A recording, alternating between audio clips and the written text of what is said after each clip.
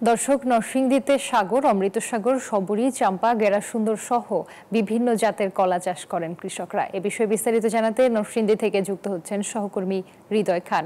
হৃদয়, যেমনটি বলছিলাম, নরসিংদীতে বাণিজ্যিকভাবে কলা চাষ করছেন কৃষকেরা। বাজার দর কেমন পাচ্ছেন তারা, আর কেমন ফলন হয়েছে, কি বলছেন কৃষক? ধন্যবাদ রুবা। আপনি যেমনটি বলছিলেন, আমি এই মুহূর্তে রয়েছি নরসিংদী সদর উপজেলার চিনিশপুর ইউনিয়নে। আপনাকে একটু দেখাতে চাই, এখানে বিস্তীর্ণ মাঠ জুড়ে কিন্তু কলার আবাদ করেছেন কৃষক। একটু যদি দেখাই যে প্রত্যেকটা গাছের মধ্যে এখানে কলার ছড়ি রয়েছে, এবং একই সাথে কৃষকরা যেমনটি বলছেন কম খরচে লাভ বেশি হওয়ায় দিন দিন তারা কিন্তু আগ্রহী হচ্ছেন এই কলা আবাদে। একই সাথে রমজানকে ঘিরে কিন্তু এই সকল কলা কিন্তু অনেকটাই বেড়েছে।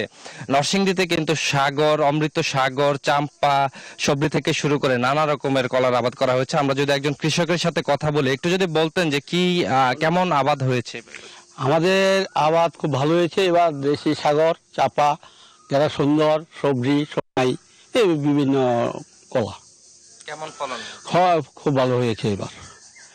এবং আমরা এবার যে বাজার পেয়েছি রমজানে, খুব ভালো ফসল, দামি আমরা বিক্রি করতে পারছি।